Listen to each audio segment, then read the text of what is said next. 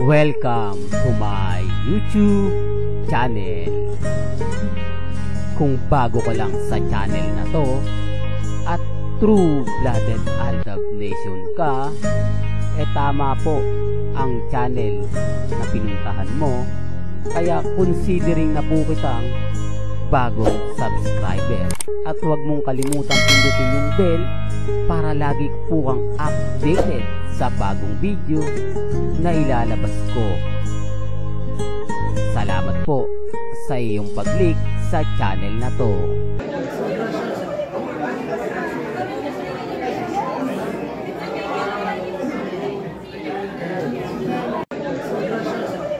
Welcome back mga kaaldab. Ito na naman po ang inyong lingkod, si Mr. Destiny.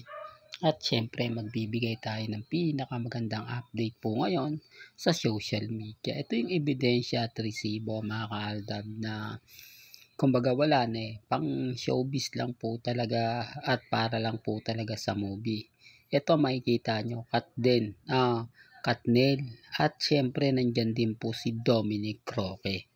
Hindi po ba? Ito yung pinapaliwanag ko sa inyo na madalas nga pong nakikita na hindi po pinapakita sa social media, hindi po pinopost ng mga katden dahil naiinsulto nga po sila at naiinis kapag nakikita to. At syempre ang katden naman po tuwan-tuwa ang Katnel naman po.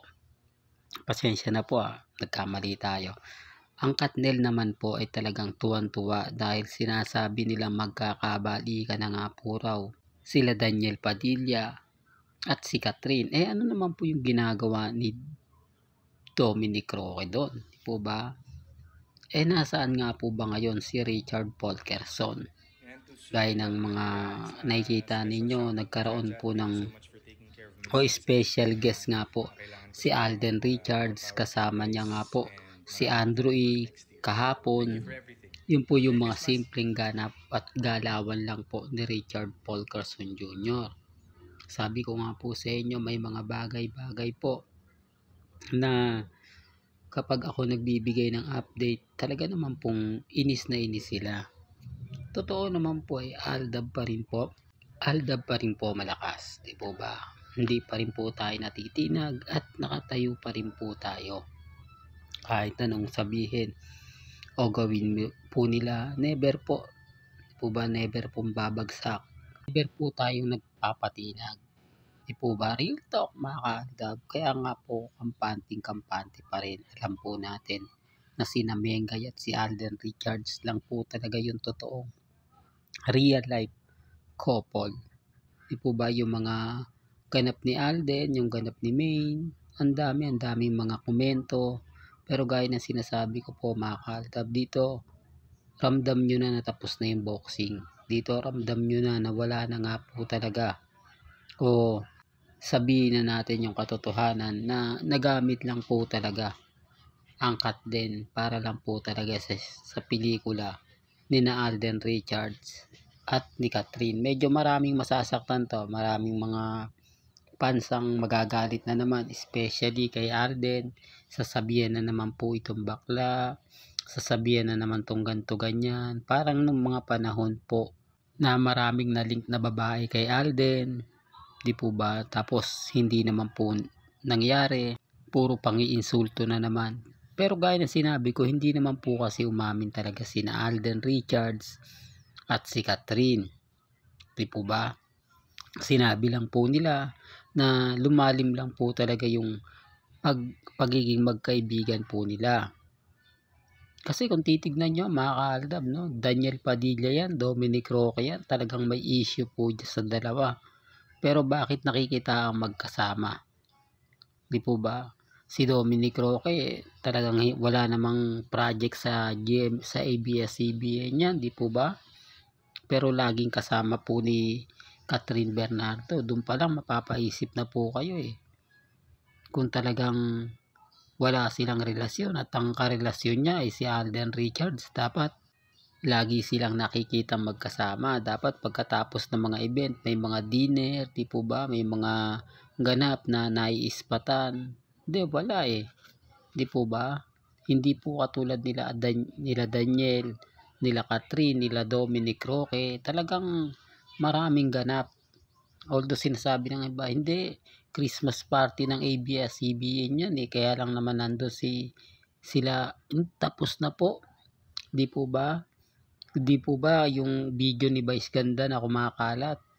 Yun na po yun. Ito latest lang po yung video na pinakita ko po sa inyo. Ito nga po yung pinapaliwanag ko na kapag mga cut din, hindi po nila yan nilalabas. Nilalabas po nila yan ng mga cut nail.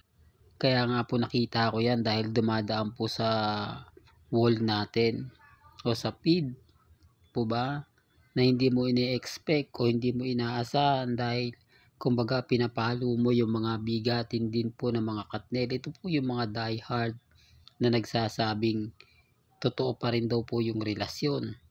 Ang problema lang po, naiispatan nga pong kasama nila si Dominic Roque. Sabi ko nga po sa inyo, bawat lakad kasi ni Catherine, talagang nasa likod niya si Dominic Roque. Sinasabi naman po ni Dominic Roque sa interview na magkaibigan lang po daw sila, kapatid lang daw po yung turing, pero natatawa yung iba. Natatawa rin po siya sa sinasabi niya, yung tipong ganun, na hindi mo muna pwedeng sabihin, di po ba?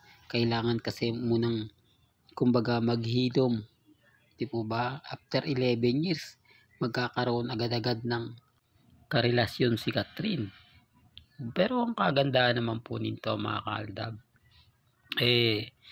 tapos na, di po ba? Gaya ng sinasabi ko at pinapaliwanag, showbiz lang po talaga ang cut din. Ito yung hindi nila matanggap, hindi nila gusto na binabalita ko na ito na naman si Mr. Destiny paasa, puro ganito. At least ako mga kaaldab, simula't simula, yun at yun ang ina-update natin. Simula't simula, yun po yung mga pinopost ko. Nasa na ngayon yung mga nagmamalaki na mga vlogger ng cut din? Bakit hindi nila i-update yung kay Catherine at kay Daniel at kay Dominic? Di po ba? Hindi, kasi malaking sampal po sa kanila yan eh. Di po ba? Malaking sampal po sa kanila yan. Lalo na nga po ngayong alam natin ang buong istorya at ang buong kwento. Na kapag in-update nila yung iba, mababas sila. Di po ba? Kasi maraming mga cut din na nagpalo sa kanila. Ang daming dumagdag ng mga subscriber nila, pero sa bandang huli, di po ba?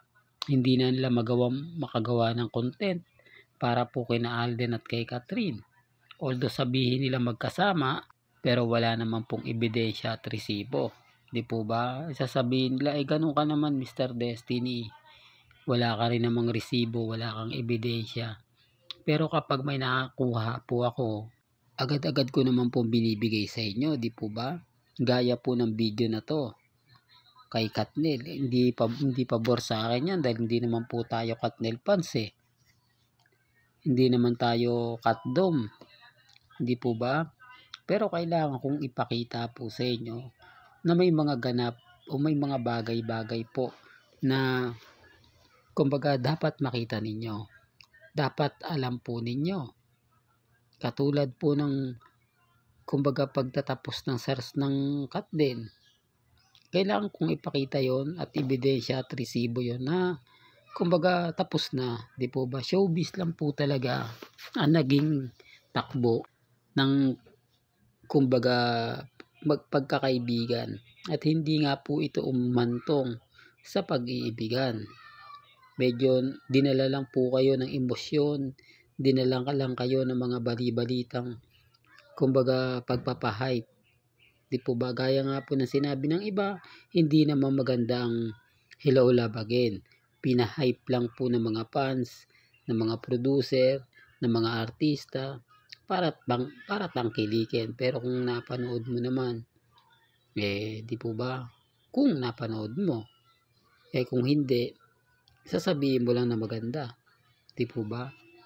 Well, hanggang dito na lang po ang ating latest updates. Kaya kung gusto nyo pa po ng pinaka-latest at sariwang update, abay tumutok lang po kayo dito po sa channel ni Mr. Destiny para updated po kayo sa mga latest at sa mga bagong video po na ilalabas po natin maya-maya lang.